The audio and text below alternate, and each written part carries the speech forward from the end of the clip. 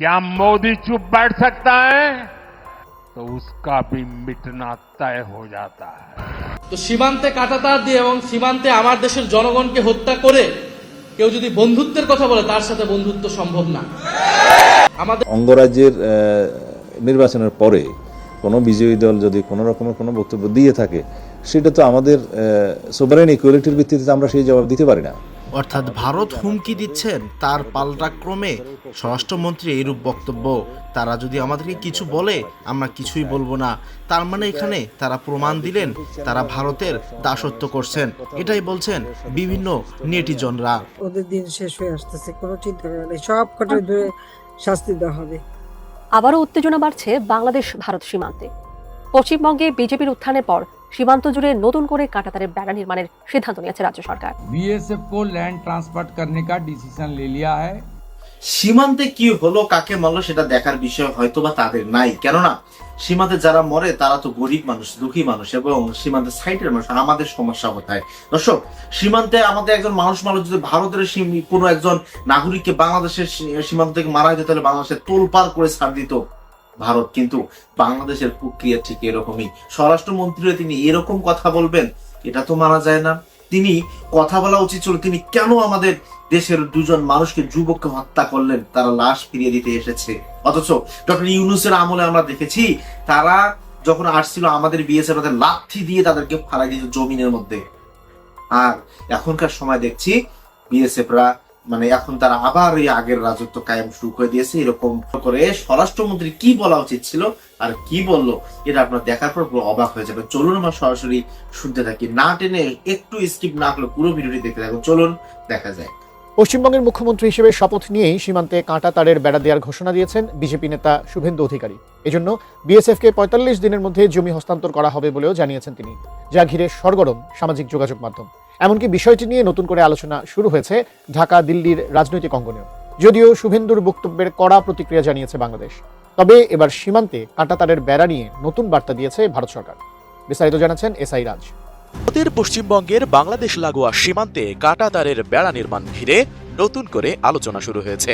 রাজ্যটির নবনির্বাচিত মুখ্যমন্ত্রী শুভেন্দু অধিকারী ঘোষণা দিয়েছেন ৪৫ দিনের মধ্যে বিএসএফকে প্রয়োজনীয় জমি বুঝিয়ে দেওয়া হবে। বিজেপি দীর্ঘদিন ধরেই অভিযোগ করে আসছিল পশ্চিমবঙ্গ সীমান্ত দিয়ে বাংলাদেশ থেকে অনুপ্রবেশ হচ্ছে এবং আগের তৃণমূল সরকার এ বিষয়ে কঠোর ছিল না, তাই অবৈধ অনুপ্রবেশ রোধ ও সীমান্ত সুরক্ষার যুক্তিতেই তারা এই সিদ্ধান্ত নিয়েছে। पहले कैबिनेट ये आने वाला 45 डेज के अंदर पूरा के पूरा जमीन एमएचए को ट्रांसफर करेगा, बीएसएफ फेंसिंग पूरा कर देगा और इलीगल इन्फिल्ट्रेटर्स का जो हमारी प्रॉब्लम चल रहा है ये भी कुछ दिन के अंदर रिजॉल्व हो जाएगा। ये डिसीजन कैबिनेट ने लिया है।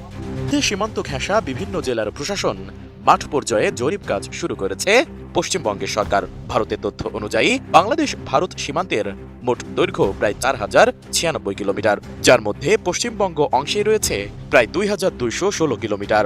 এর মধ্যে উল্লেখযোগ্য অংশে ইতোমধ্যে কাঁটাতারের বেড়া নির্মাণ করা হলেও এখনো প্রায় ৫৬৩ কিলোমিটার এলাকায় কাজ বাকি আছে।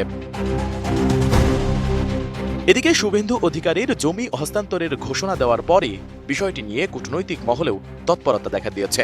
১২ মে ভারতের পররাষ্ট্র মন্ত্রণালয়ের সাপ্তাহিক ব্রিফিংয়ে এ প্রসঙ্গে কথা বলেন মুখপাত্র রণধীর জয়সওয়াল। তিনি বলেন, সীমান্ত সুরক্ষা ভারতের জন্য গুরুত্বপূর্ণ বিষয় এবং সেই দৃষ্টিকোণ থেকেই পশ্চিমবঙ্গ সরকারের সিদ্ধান্তকে দেখা হচ্ছে। তবে এই পদক্ষেপ বাংলাদেশ ভারত সম্পর্কের উপর কোনো প্রভাব ফেলবে কিনা এই প্রশ্ন করা হলে বিষয়টি কৌশলে এড়িয়ে যান তিনি।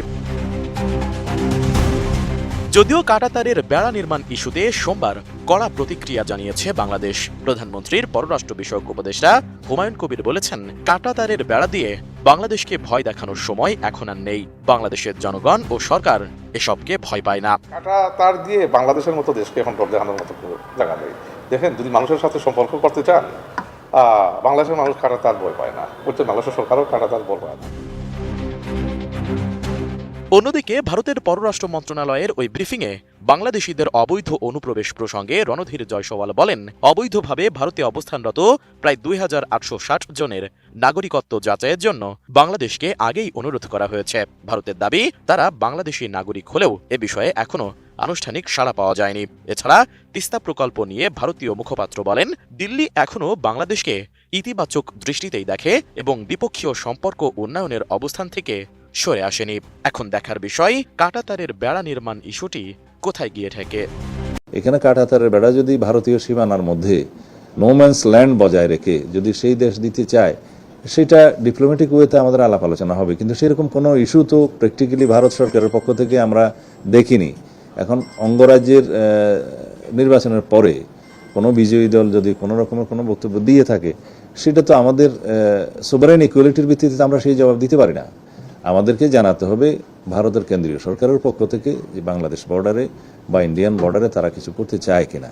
সেটা ডিপ্লোম্যাটিক চ্যানেলে হবে, পররাষ্ট্র মন্ত্রণালয়ের সাথে তারা কথা বলবে, সেটার সাথে সংশ্লিষ্ট নই আমি স্বরাষ্ট্রমন্ত্রী হিসাবে। আমার দায়িত্ব হচ্ছে যে বর্ডারে নিরাপত্তা নিশ্চিত রাখা এবং যাতে কোনো রকমের পুশিং না হয় সেটার ব্যবস্থা করা, আইন শৃঙ্খলা পরিস্থিতি সেই জায়গায় সমুন্নত রাখা।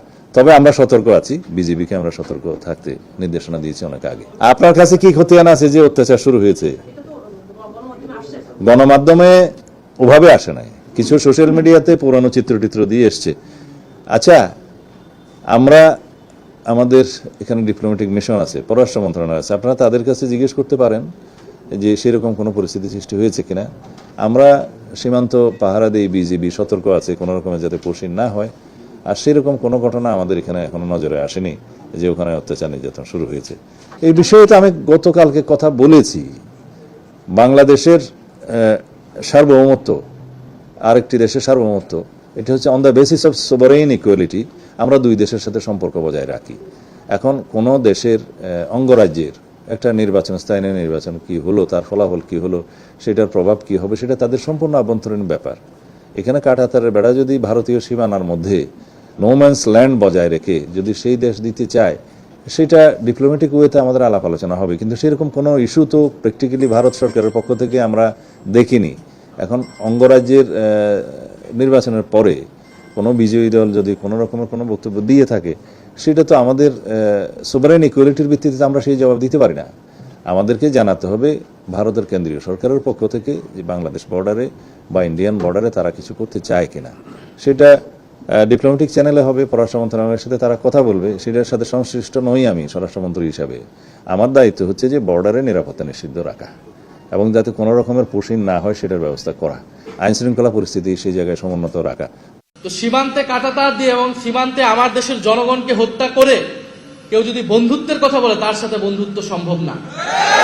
আমাদের স্বাভাবিকভাবে সাধারণ মুসলমান অনেকেই দাড়ি রাখেন, অনেকেই রাখেন না। আমাদের আলেম ওলামা, মাদ্রাসা ছাত্র, দাড়ি টুপি থাকলে বিশ্ববিদ্যালয়ের ছাত্রদেরকে হলে শিবির বলে নির্যাতন করা, এইটা কিন্তু আমরা কোনোভাবেই আর অ্যালাউ করব না।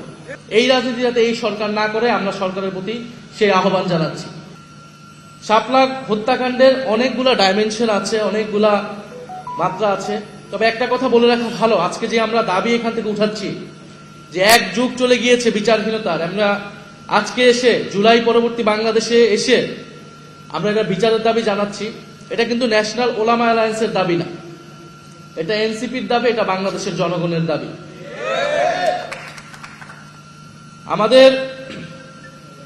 আমরা জানি 13 সালের প্রেক্ষাপটটা,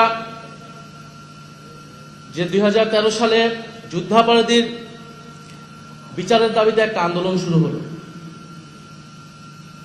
এবং শেখ হাসিনা সরকারের রাষ্ট্রীয় পৃষ্ঠপোষকতা সে আন্দোলনকে উস্কানি দেওয়া হলো বিরোধী দলকে, বিরোধী মতকে দমন পীড়নের জন্য। জামাত ইসলামী নেতাদেরকে সেই সময় হত্যাকাণ্ড করার একটা প্ল্যাটফর্ম হিসেবে একটা স্টেজ করা হলো শাহবাগের আন্দোলনকে, এবং সেই আন্দোলনে ইসলাম বিদ্বেষকে প্রশ্রয় দেওয়া হলো।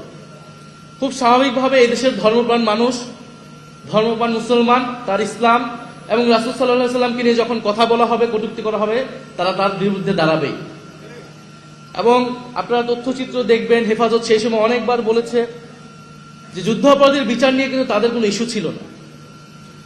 তাদের ইস্যুটা যে এখানে ইসলামের বিরুদ্ধে যারা কটূক্তি করে তারা এইখানে এই আন্দোলনটাকে নেতৃত্ব দিচ্ছে এবং ইসলাম বিরোধী নানান ধরনের বক্তব্য সেখান থেকে আসছে। ভারতের পশ্চিমবঙ্গ থেকে যে কোনো ধরনের পুশ-ইন ঠেকাতে বিজেপিকে সতর্ক থাকার নির্দেশ দিয়েছেন স্বরাষ্ট্রমন্ত্রী সালাউদ্দিন আহমেদ।